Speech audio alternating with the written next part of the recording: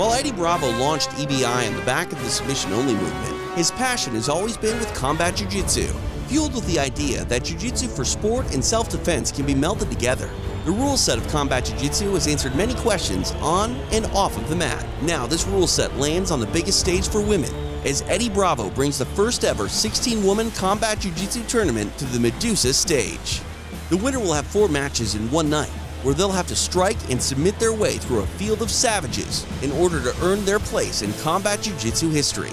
We've seen it time and time again. The tournament can throw unexpected challenges any athlete's way, and after 4 different opponents, the last woman standing will have not only earned a Medusa championship, but they'll have earned their place in combat jiu-jitsu immortality. Strikes will be landed, submissions will be sunk, and a champion will be crowned.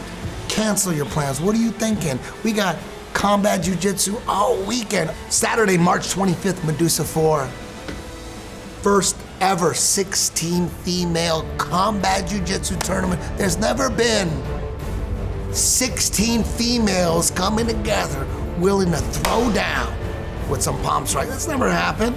Did you hear me? 16 females doing combat jiu-jitsu, featuring Fatima Klein, Alex Enriquez, Bree Stick, and Kaya Jackson.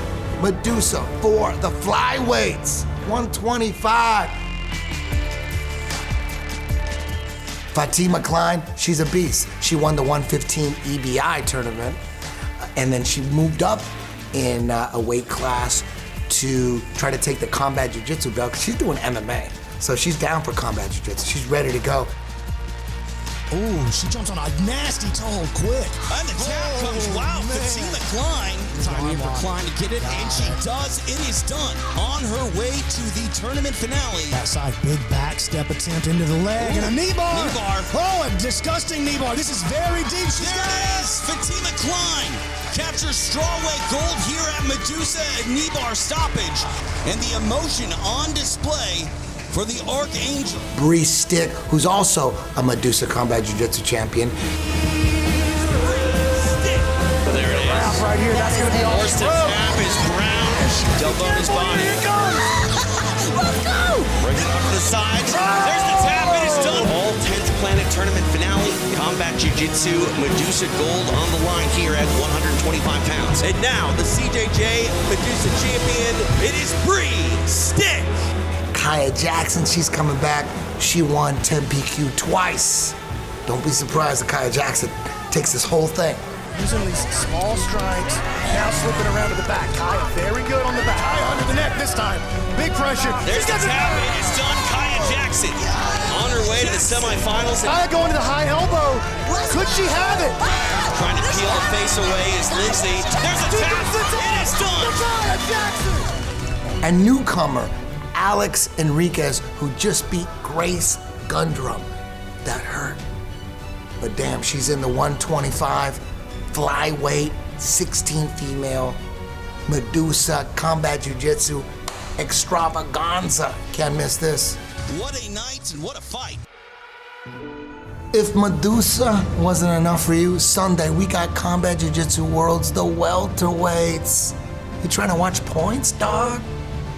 Alan Sanchez, EBI welterweight champion. He wants that combat jiu-jitsu championship belt as well. Well worth the wait for Alan Sanchez. Been waiting and biding his time to get into this tournament.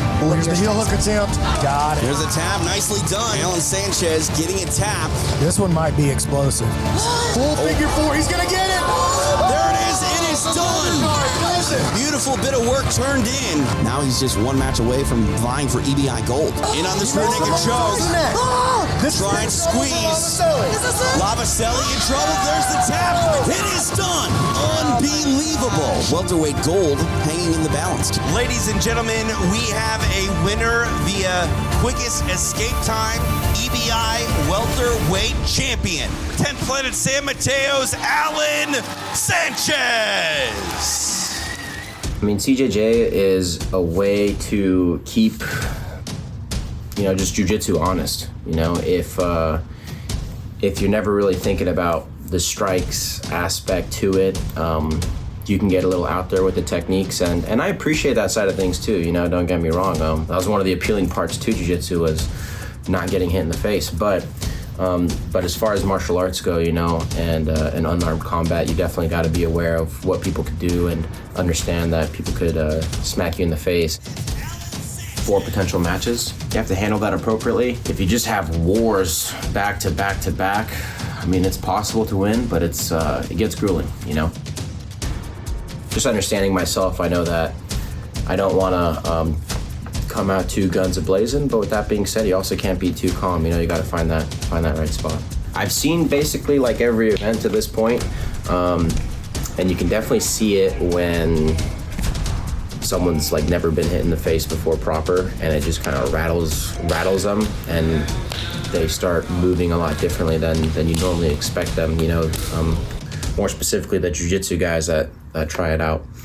I think CJJ has a lot of good potential to kind of cross that barrier towards people that aren't into, that don't do it themselves can watch it, which I think ultimately will help everybody. You know, it'll keep the fans entertained, and it'll keep the competitors happy, because it'll provide those opportunities. You know, and more eyeballs means, you know, the just skill gets better, the, you know, more money gets invested, and it just all around helps everybody.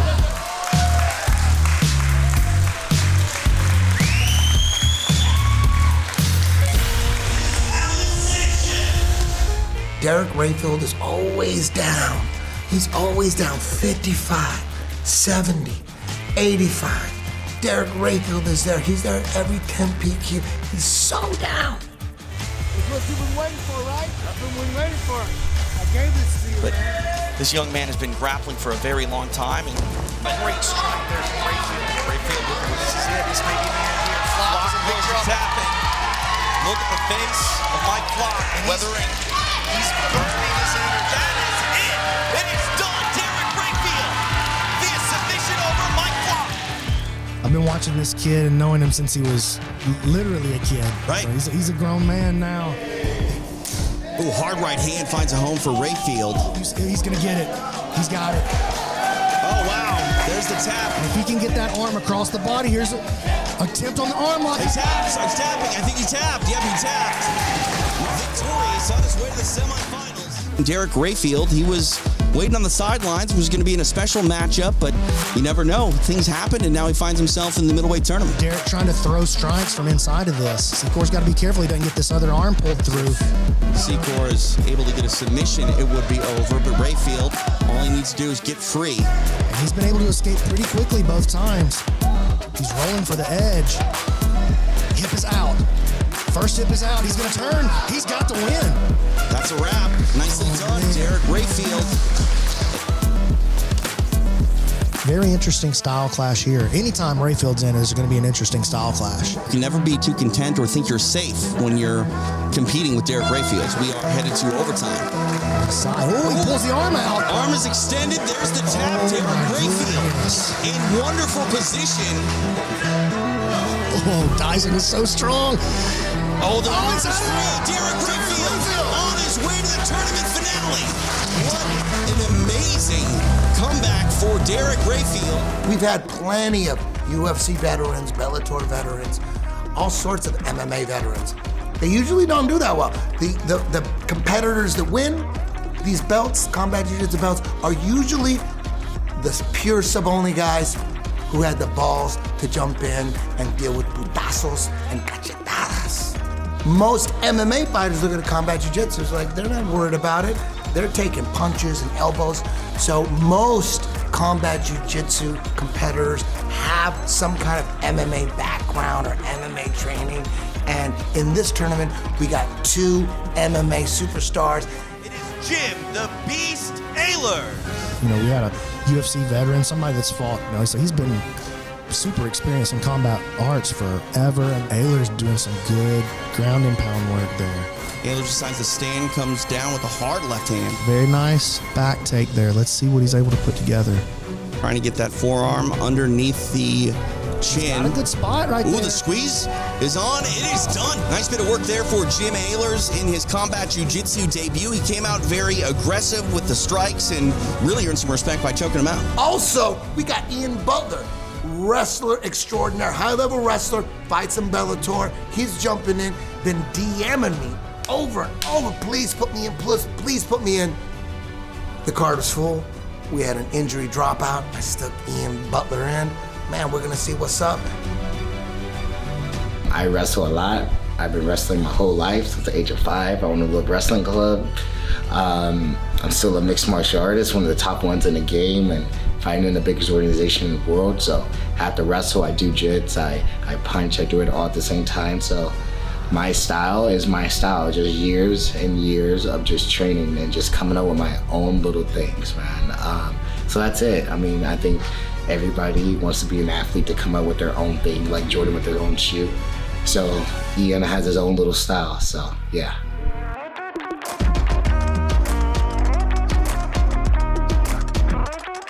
Hitting and doing combat with the palms makes a world difference, especially if you want to roll under, you're gonna get punished. If I plan on punishing people. My strategy for CJJ is to knock everybody out. I think the people that benefits in combat jiu-jitsu is just not regular jiu-jitsu players. You gotta actually have some fights on you, right? It's doing jiu-jitsu, sometimes I feel like it's so passive. I don't feel a lot of danger in someone because you can just tap. But it's a lot more difference when somebody's trying to put you unconscious with strikes. Back takes it. Oh my goodness!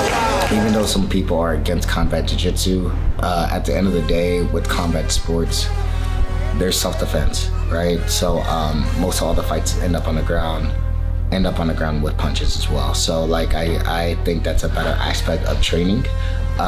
You don't have to knock somebody out in training, right? With doing strikes, but I think it's really important to the sport of combat sports. And I'm just very excited to do it and very excited to lead this new generation of sports. Also on the card, Andrew Tackett, the brother of William Tackett. Those brothers are insane.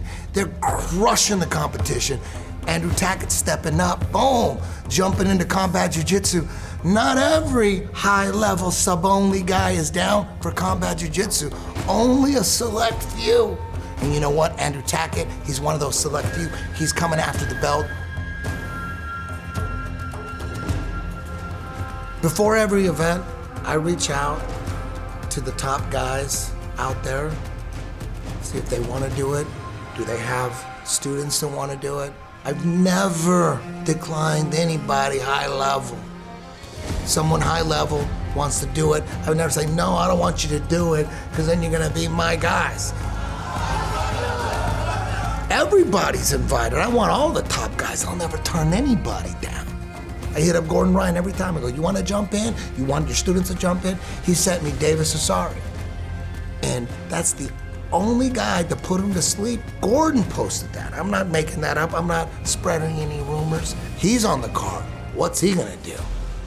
When you watch Combat Jiu-Jitsu Worlds, you're gonna see who has the best jiu-jitsu for MMA, for the streets, the best jiu-jitsu when strikes are involved. That's why we're doing this. That's what Combat Jiu-Jitsu is for. To see what jiu-jitsu works the best when someone's trying to smash your skull. Saturday, March 25th, we're gonna find out who has the best MMA jiu-jitsu, who has the best street jiu-jitsu with the girls. Sunday, March 26th, we're gonna find out who has the best jiu-jitsu with putazos. Reality, MMA, the streets. That's how we're gonna find out.